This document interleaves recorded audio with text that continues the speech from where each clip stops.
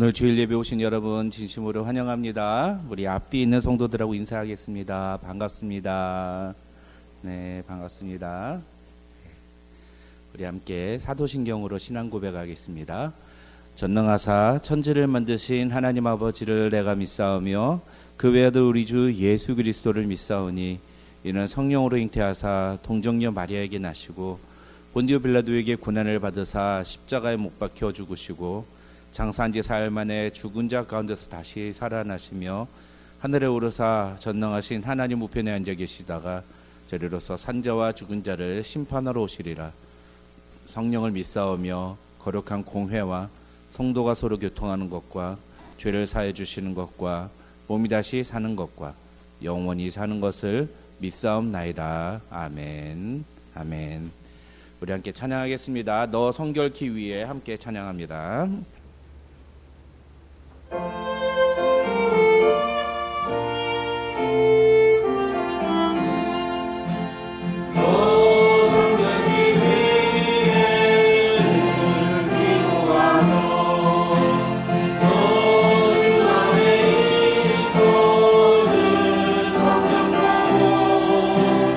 온 형제들 함께 그 상이면서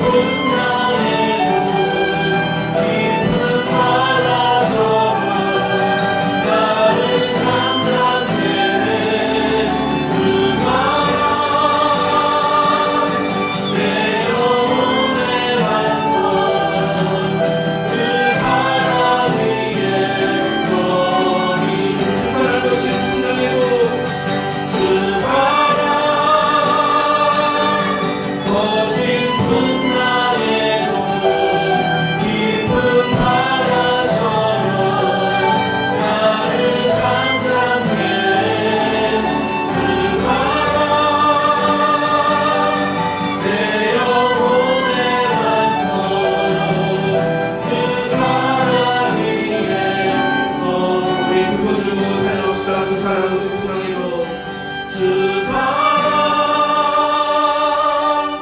거친 풍랑에도 깊은 바다처럼 나를 잠잠케 해 주 사랑 내 영혼의 완성 그 사랑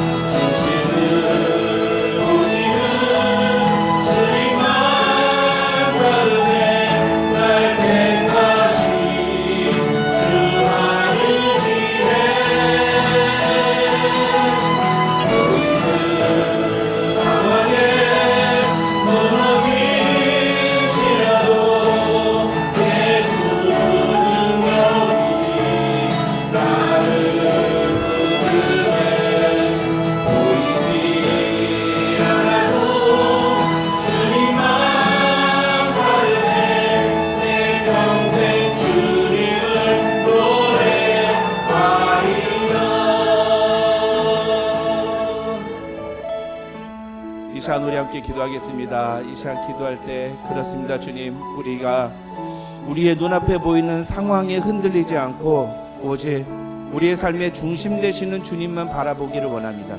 그 주님이 이끄시는 그 길을 따라 걸어가기를 원합니다. 그것이 우리에게 어떠한 상황이든 우리가 하나님 앞에서 그 중심을 놓치지 않기를 원합니다.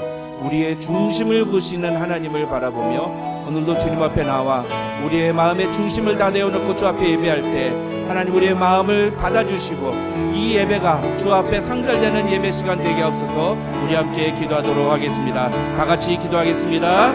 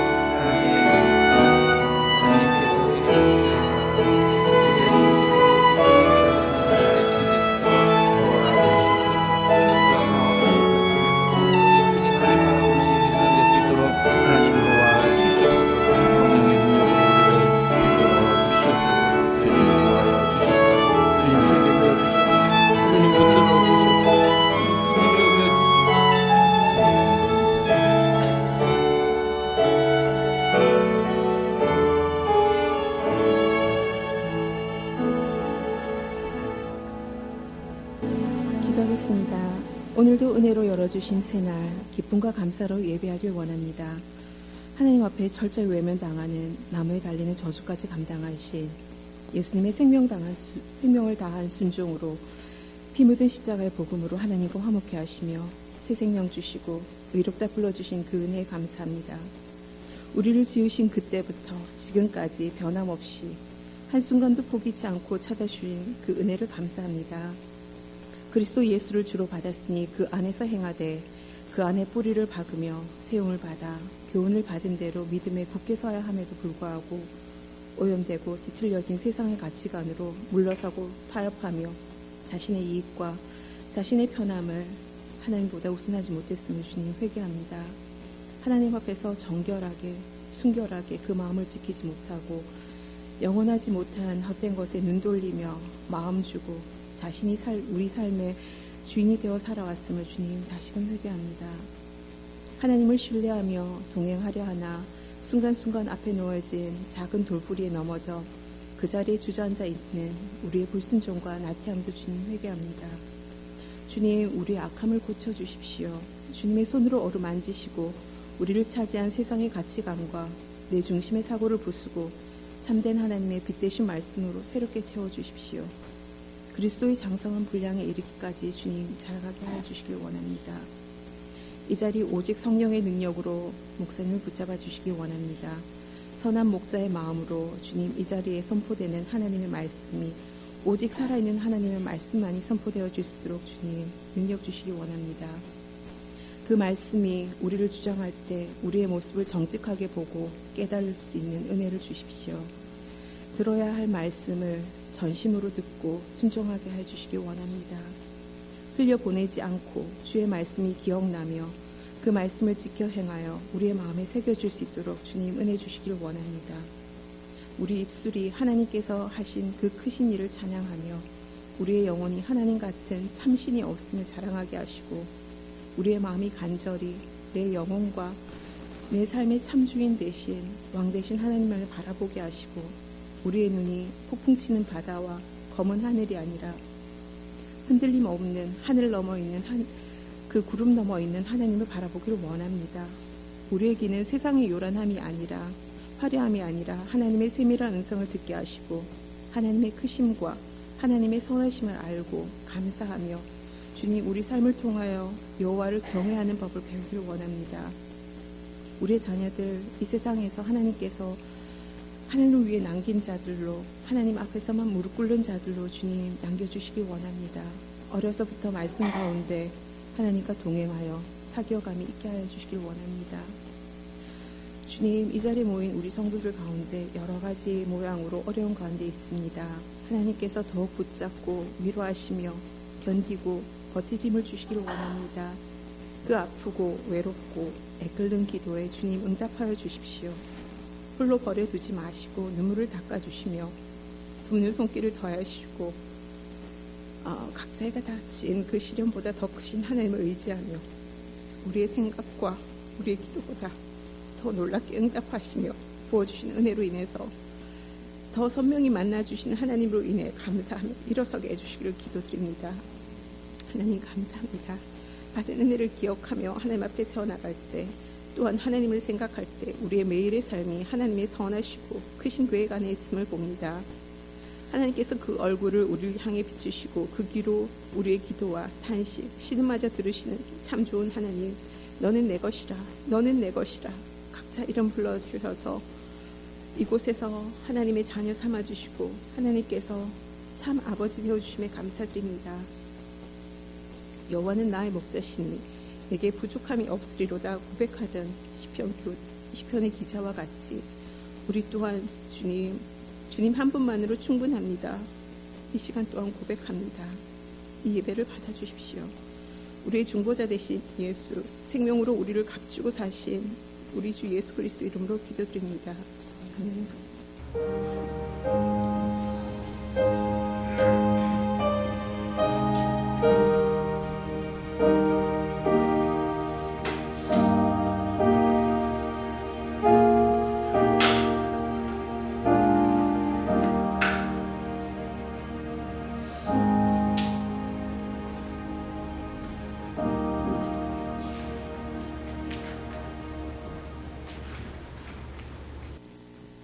성경 말씀은 열왕기상 21장 1절에서 16절입니다. 열왕기상 21장 1절에서 16절 말씀.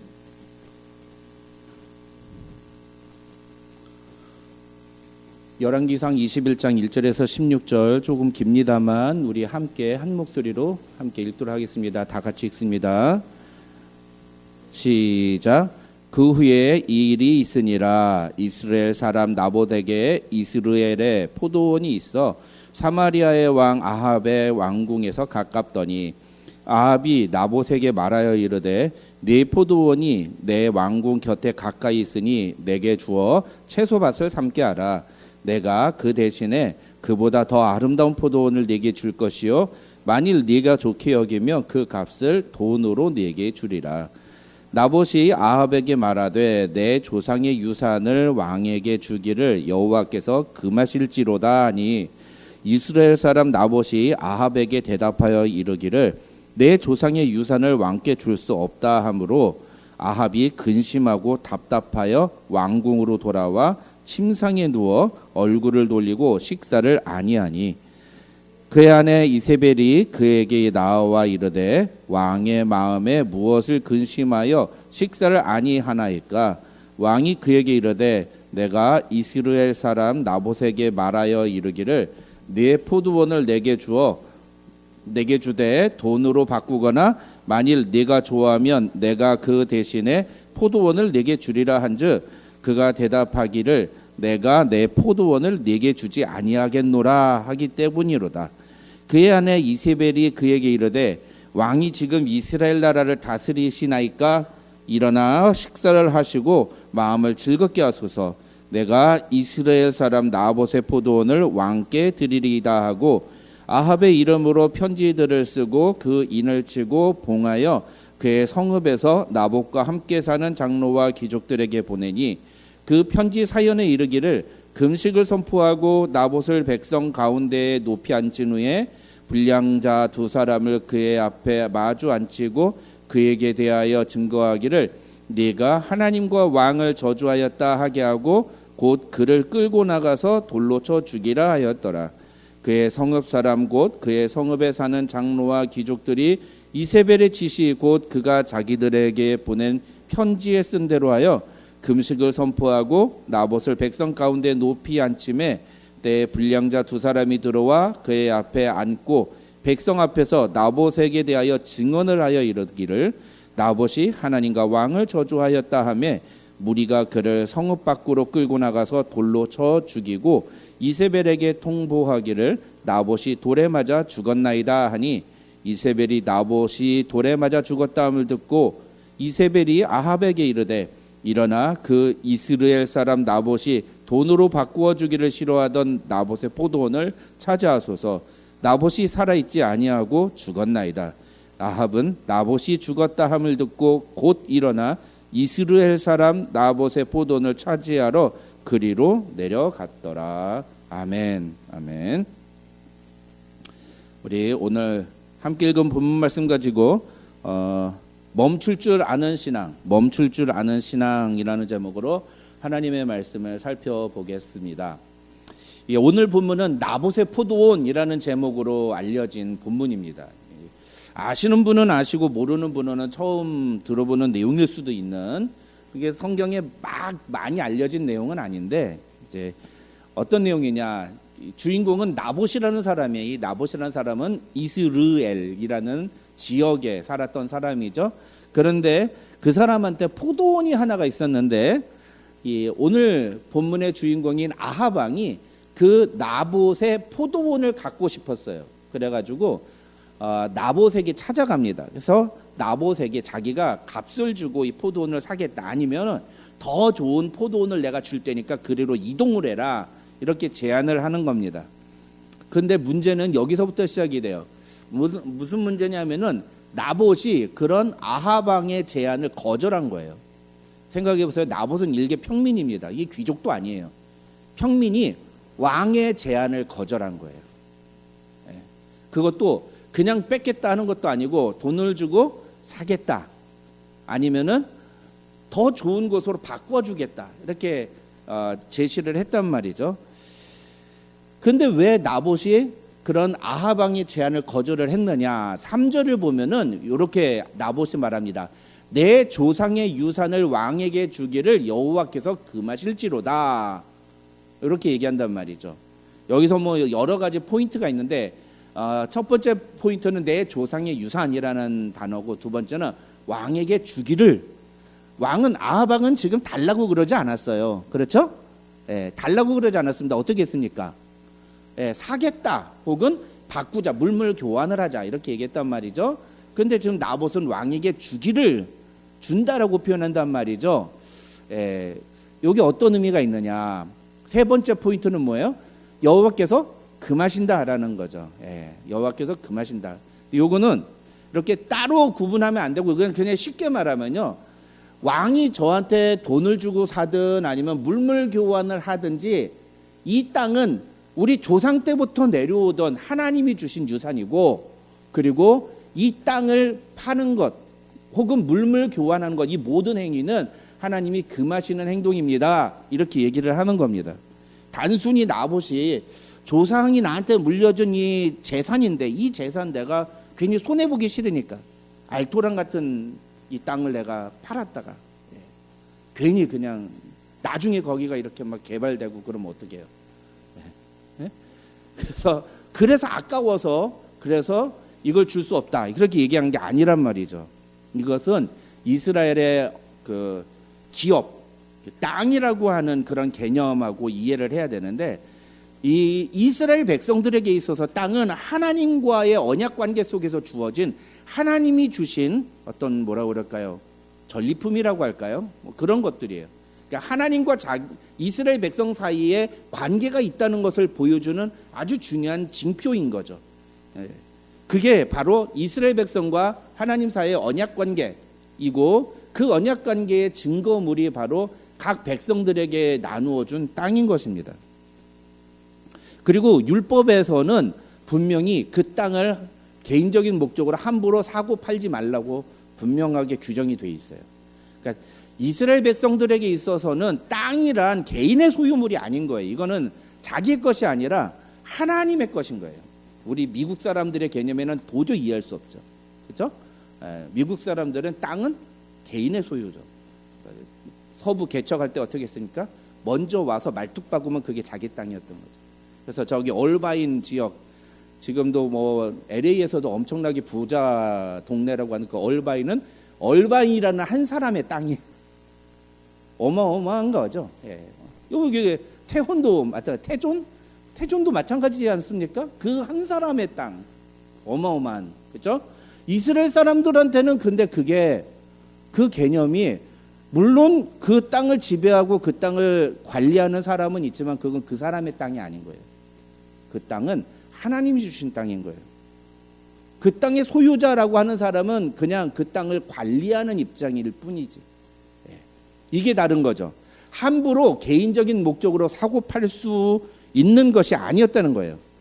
그래서 나봇은 하나님이 금하시는 것이다. 이것을 왕에게 드리는 것은 혹은 뭐 물물 교환을 하든 뭐 돈을 받고 사든 팔든 이런 것들은 하나님이 금지하시는 일입니다. 이건 율법에 금지된 일입니다. 라고 이야기를 하는 겁니다. 그래서 우리는 이 나봇이라는 사람은 어떤 사람으로 추정할 수 있느냐 하면은 이 사람은 하나님의 말씀을 지키며 살려고 그래도 부단히 노력했던 사람이구나 이렇게 생각해 볼 수 있는 거예요. 왕이 제안한 거 아닙니까? 왕이. 그렇죠? 왕이 제안한 거예요. 여러분 만약에 트럼프가 우리 미국 대통령인 트럼프 대통령께서 우리 교회에 와가지고 이 교회 부지가 너무 정말 이게 정말 중요한 여기다 뭐 중요한 국가 시설을 지을 테니까 그 돈을 많은 돈을 비용을 주든지 아니면 정부 부지에 좋은 땅을 또 다른 땅을 줄 테니까 바꿉시다. 그럼 어떻게 할 것 같아요? 예? 예, 굿딜. 바로 바꾸죠. 왜 안 바꿔요? 얼마나 좋은 기회예요. 그렇잖아요. 그렇죠? 근데 우리가 생각하기에는 아무것도 아닌 일인데 나봇은 단 하나의 이유로 그건 율법에 금지된 일이라는 이유 때문에 율법에서 개인적인 목적으로 그렇게 땅을 사고 파는 건 하나님이 하지 말라고 한 일입니다. 라고 하는 이유 때문에 안 했단 말이에요. 네. 물론 성경에는요. 예외적으로 땅을 사고 판 경우가 있어요. 가장 대표적인 경우는 뭐냐면은 다윗이 아라우나라는 사람이 갖고 있던 타작마당을 산 거예요. 거기다가 다윗은 뭘 하느냐면은 제단을 쌓습니다. 제단을 쌓아요. 그래서 하나님께 제사를 드리죠. 그리고 알려진 바에 의하면 거기에 솔로몬의 성전이 세워진다. 뭐 이런 식으로 이렇게 얘기가 됩니다. 어쨌든 그렇게 매매를 하는 장면이 아예 없는 건 아니에요. 또 레위기 25장 25절부터 28절을 보면은요. 가난 때문에 정말 먹고 살 게 없어가지고 부득이한 경우에 이 사람이 땅을 파는 것 말고는 먹을 거를 구할 수 있는 방법이 없을 때 그때 단 조건 하나가 있어요. 50년 뒤에 희년이라고 하는 그 50년 뒤에 그 땅을 다시 반환받는 것을 조건으로 땅을 팔 수 있어요. 그 땅을 주는 대가로 그러니까 사용 권한을 주는 거죠. 50년 동안 다른 사람에게. 근데 50년 뒤면 자기에게로 다시 돌아온단 말이에요. 그 특별한 예외를 허용하는 그런 내용이 분명히 성경에 있습니다. 그래서 이스라엘 사람들은 무조건 땅을 사고 팔면 안 된다 이렇게 얘기하는 건 틀린 얘기예요. 특별한 경우에 한해서는 땅을 사고 팔 수 있습니다. 예외 조항이 분명히 있어요. 하지만 문제는 뭐예요? 오늘 본문은 그 특별한 예외 조항에 포함되지 않는다는 거예요. 예외 조항이 있는 건 사실이지만 내가 그 예외 조항에 포함되지 않는데 예외 조항이 있다는 것 하나만 가지고 내가 그것을 정동할 수 있습니까? 안 되는 거죠. 예외 조항에 내가 포함이 되어야 돼요. 적법해야 된단 말이죠. 근데 아합은 예외 조항에 해당되지 않았어요. 아합은 철저히 자기의 개인적인 목적으로 뭐 하려고 했을까요? 자기 채소밭 키우려고 채소밭으로 만들려고. 왜? 왕궁하고 가까우니까. 철저히 자기의 개인적인 목적으로 남의 포도밭을 달라고 하는 거예요. 물론 바꾸자 이렇게 얘기를 했지만. 그래서 나봇은 이런 이유 때문에라면은 왕에게 제 땅을 드리는 것은 하나님이 원하시는 일은 아닌 것 같습니다.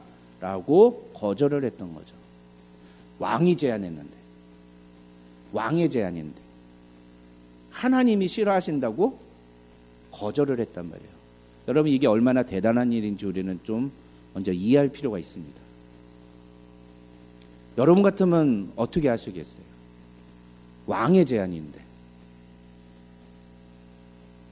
대충 그냥 눈 감고 하지 않으시겠어요? 눈에 보이는 왕과 눈에 보이지 않는 하나님 사이에 누가 더 무섭습니까? 누가 더 무섭습니까? 그렇죠? 그런 의미에서 봤을 때 이 나봇은 사실 굉장히 믿음이 신실한 사람이다, 우리가 이렇게 추정할 수 있다는 거죠. 하나님의 말씀대로 살려고 정말 노력하는 사람이었구나라고 얘기해도 틀린 말은 아니라는 거죠. 나봇은 절대로 자기 땅을 팔지 않겠다라고 하는 고집을 부리는 게 아니에요. 또 왕을 무시하는 것도 아닙니다. 나봇의 태도는 자기가 하나님이 싫어하시는 일은 하고 싶지 않다는 것뿐이에요. 하나님이 금지하시는 일은 내가 그것까지 하면서 내가 살고 싶진 않습니다. 이런 경제적인 이유, 왕이 나한테 아무리 많은 것을 주신다 하더라도 내가 하나님이 싫어하시는 일까지 하면서 내가 그 돈을 벌고 싶진 않습니다. 이런 태도를 보이고 있다는 거죠. 그러면 여기서 우리가 중요한 건 이런 질문이 반드시 뒤따라 나와야 돼요. 무슨 질문이요? 아합은 그런 걸 몰랐을까요? 아합은 그런 내용을 몰랐을까요? 이스라엘의 왕인데 당연히 알았겠죠. 당연히 알았을 거예요. 아합도 알았던 내용이에요. 근데 뭐예요? 아는데 그게 상관이 없는 거예요. 알긴 알아요. 알긴 아는데 그게 아무런 상관이 없는 거예요, 자기의 삶에. 그러니까 아합은 철저히 어떻게 해요? 자기가 하고 싶은 대로 사는 거예요. 하나님이 무엇을 기뻐하시고 하나님이 무엇을 금하시는지는 중요한 게 아닌 거예요. 자기가 하고 싶으면 하는 거고 하기 싫으면 안 하는 거죠. 하나님의 법 따위는 별로 중요한 게 아닌 겁니다, 아합에게 있어서. 그래서 오늘 본문은요, 단순히 아합은 나봇의 포도원을 사고 싶었는데 나봇이 그 포도원을 팔지 않았다, 이런 내용을 말하는 게 아닌 거예요. 오늘 본문이 우리에게 보여주는 내용은 뭐냐면은 하나님의 말씀대로 살려고 노력했던 나봇과 그런 나봇과 달리 하나님의 말씀 따위는 전혀 상관하지 않고 그냥 살았던 아합 왕을 보여주는 거예요, 오늘 본문은.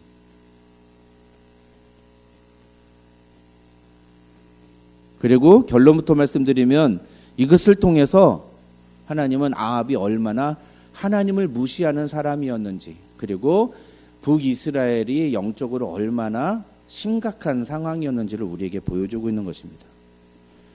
나봇이 율법을 근거로 포도원을 팔지 않겠다고 했을 때 아합이 만약에 올바른 사람이었다면, 신앙이 있는 사람이, 하나님을 두려워하는 사람이었다면 아합은 이 나봇을 보니까 아이고 부끄럽다. 일개 평민도 이렇게 하나님의 율법을 지키면서 살려고 이렇게 노력하는데 나는 이거 왕이 돼가지고 이거 아이고 내가 큰 실수를 했구나, 그렇게 생각해야죠. 그렇죠?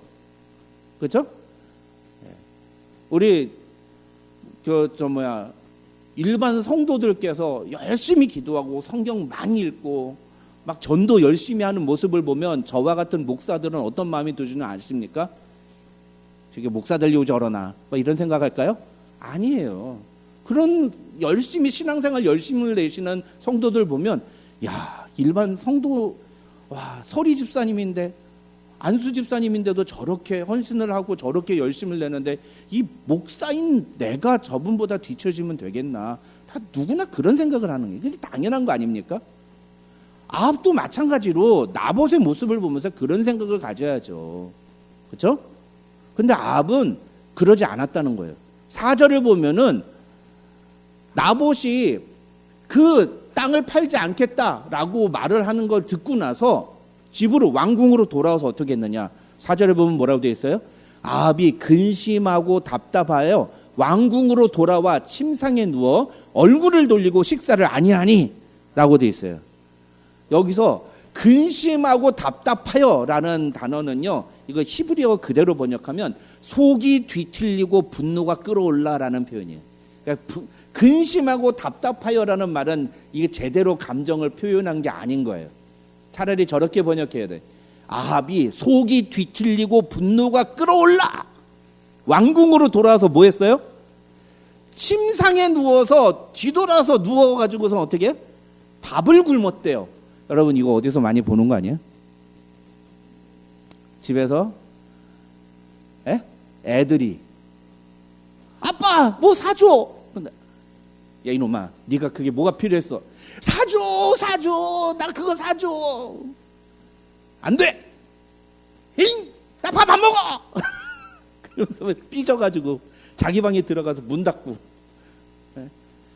완전 그냥 사춘기 애들이나 하는 짓.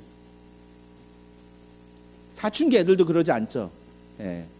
어린 진짜 꼬마 아이나 할 만한 마트에 데려갈 때 옛날에 우리 저희 아이들도 대형 마트 가면 애들이 이렇게 뭐 사고 싶은 거 뭐 이런 거 있잖아요.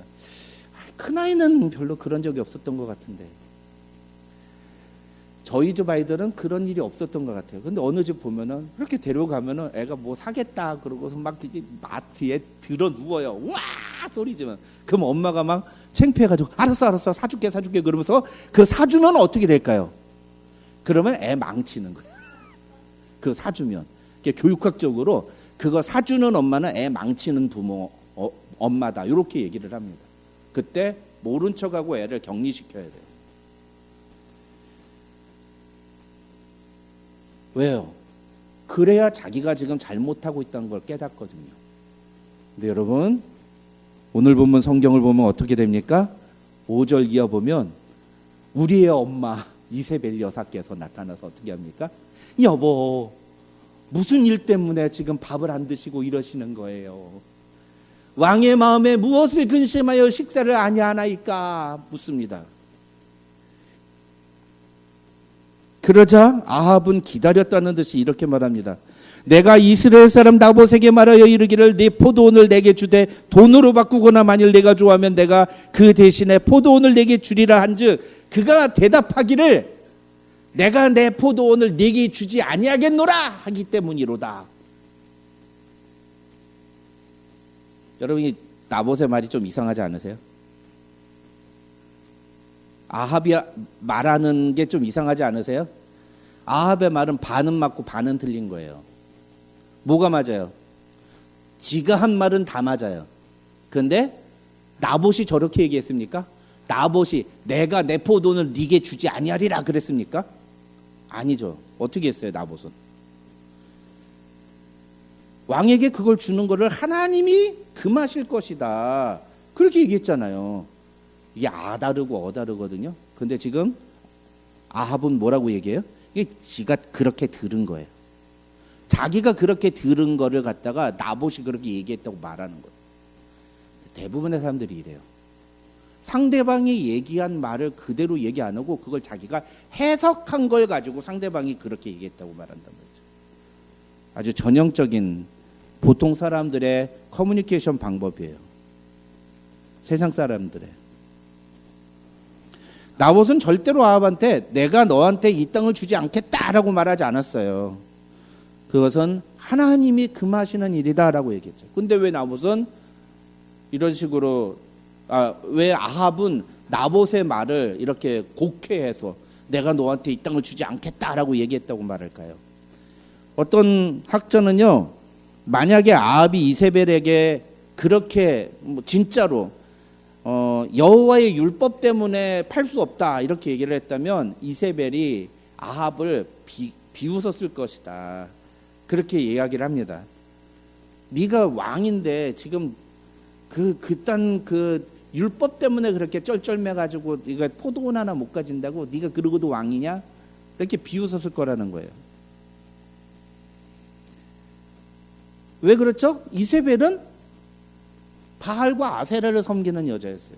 그런 이세벨의 입장에서 봤을 때 율법 때문에 왕의 명령을 거절한다. 이건 도저히 이해할 수 없는 일이거든요. 상식에 맞지 않는 행동이거든요. 이세벨은 이해할 수 없어요. 그러나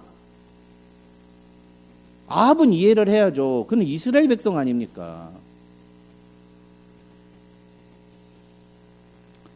근데 그 부인이 그렇게 얘기할까봐 거짓말을 합니까? 근데 사실 아합이 거짓말을 했다는 것은 별로 그렇게 중요한 건 아니에요. 왜냐하면 뭐 나중에 이제 8절 이하부터 나오는 내용들을 살펴보면은 이세벨은 아합이 나봇이 아합의 제안을 거절한 이유를 정확하게 알고 있었던 것 같아요. 그러니까 우리 성경에서는 이 아합이 마치 거짓말한 것처럼 그렇게 기록이 되어 있지만 아마 나중에 이 아합이 그 이세벨한테 나합이 이러한 이유로 아마 그렇게 한 것 같아. 뭐 그렇게 이 포도는 못 팔겠대. 이렇게 설명을 해줬던 것 같아요. 왜 그러느냐? 8절 이후에 보면은 그 이세벨이 하는 행동이 너무나 치밀하고 무섭기 때문이에요. 어쨌든 중요한 건 7절을 보면은 이세벨이 그 얘기를 다 들은 다음에 아합 왕한테 이렇게 얘기합니다. 당신이 이스라엘을 다스리는 왕이 맞습니까? 그 무슨 얘기예요? 왕이 그것도 하나 해결을 못합니까? 왕이 그것도 하나 제대로 그 포도원도 하나 가질 권한이 없습니까? 그런 능력이 없습니까? 이렇게 비꼬는 거예요. 비꼬는 거. 그러면서 뭐라 그래요? 일어나 식사를 하시고 마음을 즐겁게 하소서. 내가 이스라엘 사람 나봇의 포도원을 왕께 드리리이다. 이게 무슨 내용입니까? 걱정 말고 빨리 밥이나 먹어요. 내가 다 알아서 해결해 줄 테니까. 그러는 거예요. 그래서 밖에 나갑니다. 그러고 난 다음에 8절부터 이제 그 일들을 벌이는 거죠. 8절부터 16절에 나오는 내용은 이세벨이 이 나봇의 포도원을 어떻게 해결하는지에 대한 얘기입니다. 사실 이것만 따로 떼어놔도 굉장히 중요한 내용이기도 한데 우리는 이 부분은 그냥 오늘 설교하고 같이 이어서 다루도록 하겠습니다. 여기서 우리가 주목해야 되는 것은 세 가지예요. 세 가지. 첫째는 뭐냐면 어떻게 하느냐? 그 나봇이 사는 동네에 그 장로에게 가서 너 금식을 선포해라. 금식을 선포해라. 이렇게 명령을 내립니다. 왜 금식을 선포하라고 할까요? 이게 중요한 거예요. 왜 금식을 선포하라고 할까요? 이것은 국가적으로 매우 심각한 문제가 벌어졌다는 뜻이에요. 그래서 상황을 조정하는 겁니다. 조장하는 거예요. 분위기를 조성하는 거죠. 무슨 분위기? 그 심각한 일이라는 게 뭐냐? 나봇이 하나님과 왕을 저주했다라는 거예요. 이게 무슨 죄일까요? 이게 무슨 내용일까요? 신성모독과 반역이에요. 하나님을 저주하고 왕을 저주했다는 건 신성모독의 죄와 반역의 죄인 거예요. 나봇이 그 죄를 저질렀으니까 이거는 심각한 문제가 일어났다는 거죠. 그래서 어떻게 하라고 그래요? 나봇을 백성 가운데 높이 앉히라고 얘기해요. 이거 우리 생각에는 나봇을 굉장히 존귀하게 대하는 것처럼 보이잖아요. 아니에요. 저 구절에 나오는 나봇을 백성 가운데 높이 앉힌 후에 요거는 재판정 위에 피고인석에 세우라는 거예요.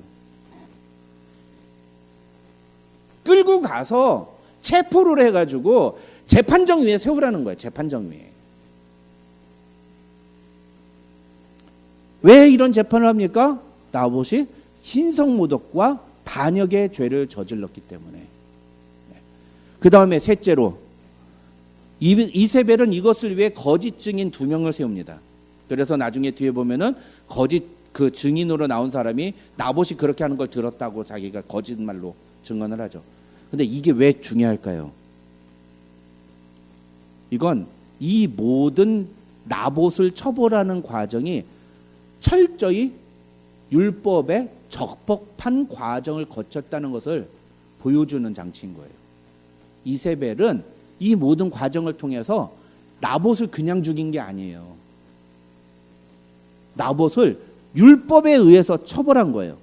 여러분, 그러면 무슨 얘기입니까? 나봇은 어떤 사람이라고요? 율법을 지키려는 사람이었어요. 율법을 지키기 위해서 왕이 제안한 포도원 팔라운데도 그것도 거절했던 사람이죠. 그러니까 이세벨이 어떻게 해요? 그래? 너 그렇게 율법 철저히 지키는 사람이야? 그러면 네가 그렇게 철저히 지키는 그 율법으로 네가 한번 죽어봐라. 그러고 죽여버린 거예요. 죽여버린 거예요. 그냥 율법의 모든 적법한 절차를 거쳐서 죽여버린 거예요. 물론 그 속에 뭐가 숨어 있어요? 거짓말이 숨어 있죠. 거짓말이.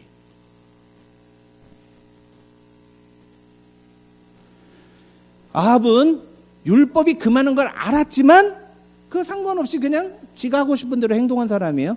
나봇은 율법을 지키기 위해서 왕이 제안한 것도 거절한 사람이에요.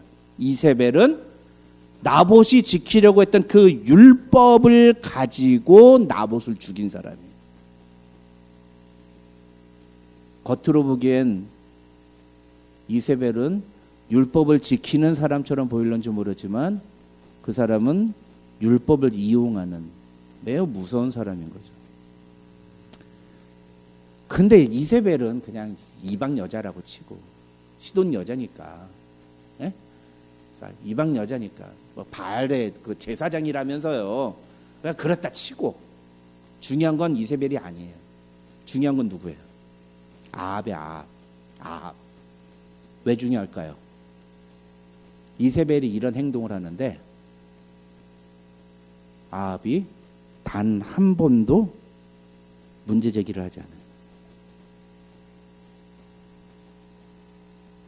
물론 대부분의 남편들은 아내가 하는 일을 거부하기가 쉽지 않습니다만, 그럼에도 불구하고 자기 아내가 율법이 아니야, 이건 진짜 율법을 이용해서 다른 사람을 거짓으로 죽이는데 그 일에 대해서 조금도 문제 제기를 하지 않아요.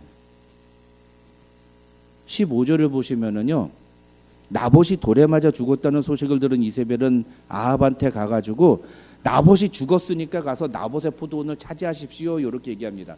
그러니까 16절 딱 보면 뭐라고 나와요? 아합은 나봇이 죽었다 함을 듣고 곧 일어나 이스라엘 사람 나봇의 포도원을 차지하러 그리로 내려갔더라. 아니, 나봇이 죽었다고? 어떻게 죽었대? 왜 죽었대? 그런 것도 묻지도 않아. 나봇이 왜 죽었는지는 중요한 게 아닌 거예요. 그리고 왜 나봇이 죽었다는 것을 이 여자가 얘기할까? 궁금해하지도 않아요. 어떻게 해서 죽었지? 전혀 묻지도 않아요. 곧 일어나. 곧 일어나. 아까 우리 나봇이 아합이 나봇이 포도원 못 판다고 얘기하는 걸 듣자마자 어떻게 했다고요? 분노가 치밀어 오르고 화가 나가지고 어떻게 했다고요? 집으로 돌아와서 침대에 누워 식사를 거절했다고 했죠. 침대에 누워 있는 거예요. 근데 지금 어떻게 해요? 나봇이 곧 일어나. 그래서 학자들은요, 이 4절과 16절은 이게 아합의 태도를 아주 극명하게 대비해 주는 그런 구절이라고 표현합니다. 침대에 눕는 모습과 곧 일어나는 아합의 모습, 굉장히 활기차지 않습니까? 곧 일어나. 굉장히 다시 살아있는 것 같지 않습니까? 뭔가 이제는 뭐든지 할 수 있을 것만 같은 그런 모습 아닙니까? 곧 일어나. 무엇 때문에 일어났다고요? 나봇이 죽었다 하는 소식을 듣고 나봇의 포도원을 차지하려고 곧 일어났다. 이것이 바로 아합의 영적인 상태를 보여주는 거예요. 기도하러 가야 한다고 할 때는, 성경 공부하자고 할 때는 아이고 힘들어, 조금도 움직이기가 힘들어요 라고 하다가 어디서 특가 대세일 90% 할인 대방출, 명품 대방출, 그럼 그래? 곧 일어나. 빨리 가자 친구요. 함께 가자 친구요. 전화기 돌리면서 막, 소식 들었어? 90% 할인한대. 어머.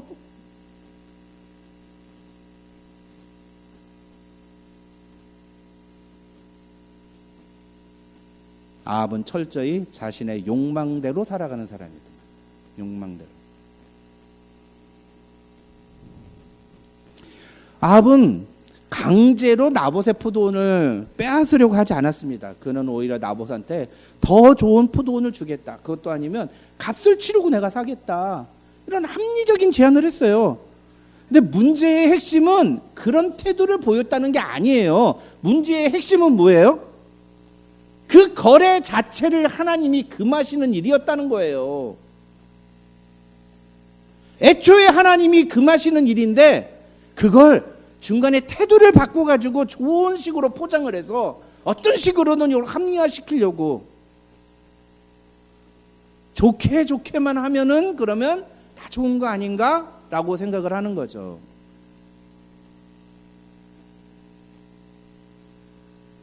어떤 식으로 돈을 벌든 돈 많이 벌어가지고 교회에다 헌금만 많이 하면 됩니까?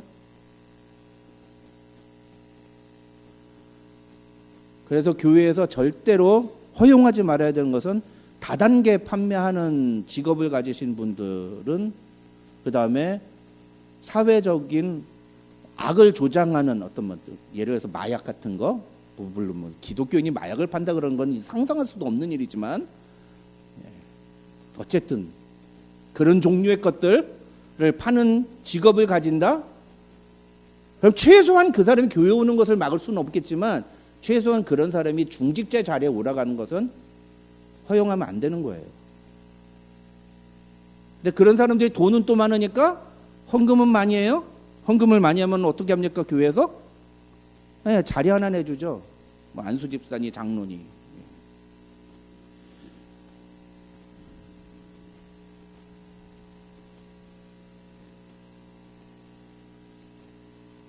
헌금만 많이 하면 답니까? 그게? 애초에 하나님이 금하시는 일인데. 애초에 하나님이 금하시는 일.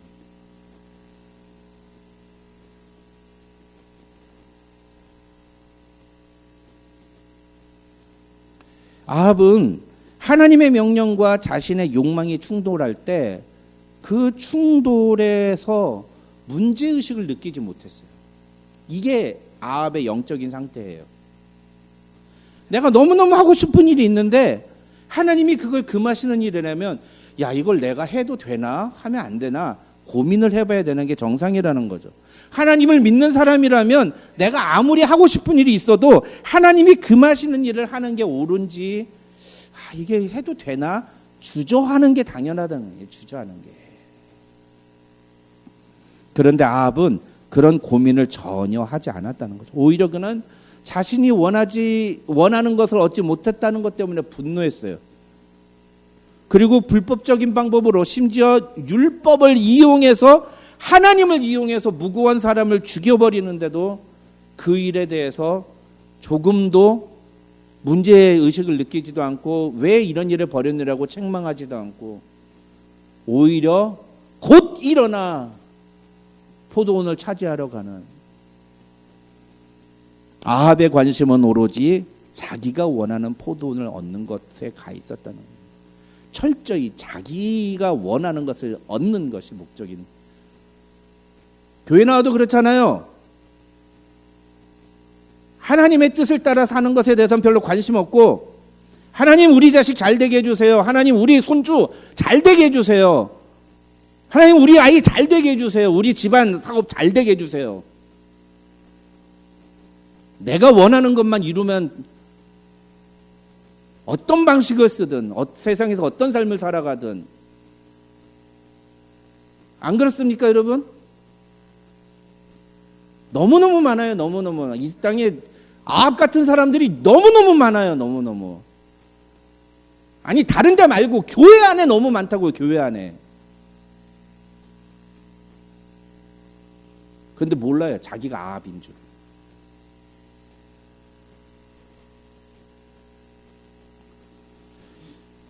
영적으로 무뎌진 사람들 중에 영적으로 무뎌진 사람들의 특징 중에 하나가 뭐냐? 바로 삶에서 하나님을 전혀 생각하지 않는다는 거예요. 나봇은 어땠다고요? 왕의 제안이 들어왔는데 무엇부터 생각해요? 이게 하나님이 금하시는 일인데 하나님이 원하지 않는 일인데 하나님을 먼저 생각하는 거예요. 사랑하는 성도 여러분, 여러분은 살면서 평상시에 하나님을 얼마나 생각하며 살아가십니까?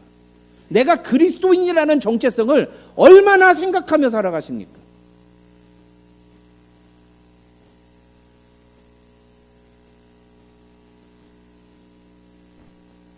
오히려 아니 다른 사람들은 이보다 더한 것도 하면서 하는데 나는 왜 이런 것도 못해?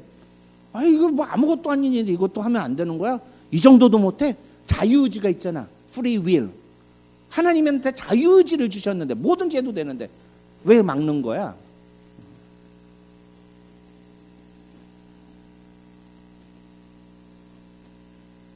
우리 지난번에 했었던 중고등부 학생들 그 수련회 때도 아이들이 그거에 대한 질문이 많았어요. 이 free will, 자유의지에 대한 질문. 니들이 하고 모든 걸 할 수 있어. 그러나 아무거나 하면 안 돼. 그거예요. 모든 거 할 수 있어요. 뭐 안 그래요? 그러나 아무거나 하면 안 되는 거죠. 자유의지가 주어졌다고 내가 뭐든지 다 할 수 있다 이렇게 생각하는 게 옳은 생각입니까? 근데 그렇게 생각한다니까요, 실제로. 그리고서는 심지어는 나중에 가면 어떻게까지 가요? 범죄에 대해서도 무감각해진단 말이죠. 범죄. 오늘 아합이 그 모습을 보여주는 거예요. 범죄에 대해서도 무감각해지는 거예요. 자기 마누라가 불법을 저질러서 사람을 죽이든 말든 중요한 건 뭐예요? 내가 그 포도원을 차지했다라는 거. 그게 제일 중요한 거예요. 이게 우상숭배가 아니면 무엇입니까? 이게 우상숭배는 하나님보다 다른 것이 더 중요해지는 거예요. 우상숭배는 하나님의 말씀보다 다른 것이 더 타당하다고 여기는 겁니다. 꼭 무슨 뭐 신상 앞에 가서 절하는 것만이 우상숭배가 아니에요. 우리는 얼마나 많은 우상들을 섬기는지 몰라요. 특별히 자기 자신이라는 우상.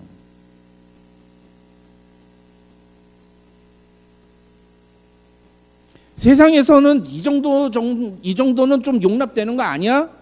세상에서 이 정도도 안 하고 사는 사람이 어디 있어? 그렇게 생각하는 것 자체가 벌써 이미 심각한 영적인 타락의 상황에 놓여 있다는 거예요. 성도의 영적인 상태는 어떤 거창한 어떤 종교적인 행위에서 드러나는 게 아니에요. 성도의 영적인 수준과 상태는 그 사람이 살아가는 평범한 일상생활에서 보여주는 겁니다. 그 사람이 그 평범한 일상 속에서 하나님을 의식하고 하나님을 인식하며 살아간다면 내 욕망과 하나님의 뜻이 충돌할 때 그 사람은 기꺼이 하나님의 뜻에 자기의 욕망을 포기할 줄 아는 사람이 되는 거죠. 아니 최소한 이거 갖고 고민은 하겠죠. 내가 예수 믿는 사람인데 이렇게 하면 되나? 라고 하는 거예요. 아니 내가 돈 벌면 그 돈 가지고 내가 한 끼에 200불, 300불, 500불, 1000불짜리 음식 사 먹으면 그게 뭐가 문제입니까? 내 돈인데. 그렇잖아요. 그게 죄입니까? 아니죠. 죄는 아니죠. 그러나 적어도 예수 믿는 사람이라면은 야 이거 내가 이렇게 살아도 되는가?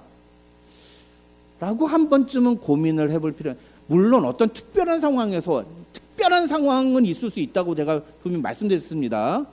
예. 무슨 뭐 아버지 어머니 예를 들어서 칠순인데 아버지 어머니께 잘 대접 칠순 잔치를 해드리는데도 팔순 잔치를 해드리는데도 그리스도인은 이렇게 살면 안 됩니다. 검소하게 살아야 됩니다. 그러면서 밥 한 끼 그냥 생선 하나 구워가지고 이걸로 만족하십시오. 그리스도인답게 사십시오. 아버지 어머니 배은 망덕한 놈이고 부모님께 잘 해드리세요. 부모님께.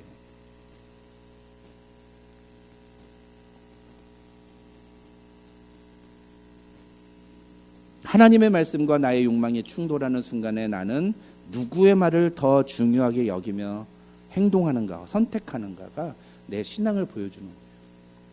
지난주에 우리가 다룬 쭈랄라 신앙 있죠. 쭈랄라 신앙. 그 쭈랄라 신앙하고 연결시켜보면 오늘 보면은 하나님이 금하실 때 멈출 줄 아는 신앙을 갖고 있느냐, 그게 없느냐의 모습인 거예요. 나봇은 그게 있었던 사람이고 아합은 그게 없었던 사람입니다. 하나님이 금하실 때 멈출 줄 아는 신앙. 예수님은 40일 금식 기도를 하신 후에도 돌을 떡으로 만들어서 줄인 배를 채우는 것보다 하나님의 아들이라는 정체성을 지키는 것을 선택하셨어요. 40일 금식을 했단 말이에요. 40일을 밤낮으로 금식하시네 줄이신지라. 배가 고팠다는 얘기예요. 배가 고팠다. 그럼 예수님이 하나님의 아들이잖아요. 그럼 돌을 떡으로 변화시켜서 만들어 먹으면 그게 죄입니까? 40일을 금식했는데 그만 큰일이 나는 거예요? 아니에요. 큰일 나는 거 아닙니다. 근데 문제는 뭐예요? 이거를 누가 시켰다고? 시험하는 자가 시켰대요. 시험하는 자가 누구예요? 사탄이. 그러니까 예수님이 이 순간에 돌을 떡으로 만들어 먹으면 그냥 돌을 떡으로 만들어 먹는 게 아니라 뭐가 되는 거예요? 하나님의 아들이 사탄의 말대로 움직이는 게 되는 거예요. 예수님은 그걸 안 하셨다는 거예요. 하나님이 그걸 원하지 않으시니까.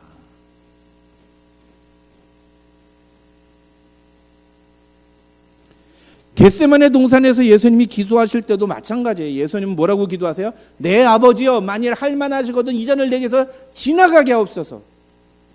예수님의 마음의 소원은 뭐예요? 이 잔이 내게서 지나갔으면 좋겠다라는 것이었어요. 그건 인간으로서, 인성으로서의 예수님이 고백하신 자기의 절규예요. 그런데 그 뒤에 뭐라고요? 그런데 나의 원대로 맛이 없고 아버지의 원대로 하옵소서. 충돌하는 거예요. 충돌. 자기의 욕망과 자기의 소원과 하나님이 원하시는 거. 근데 바로 이 순간에 하나님이 원하셨던 건 뭐예요?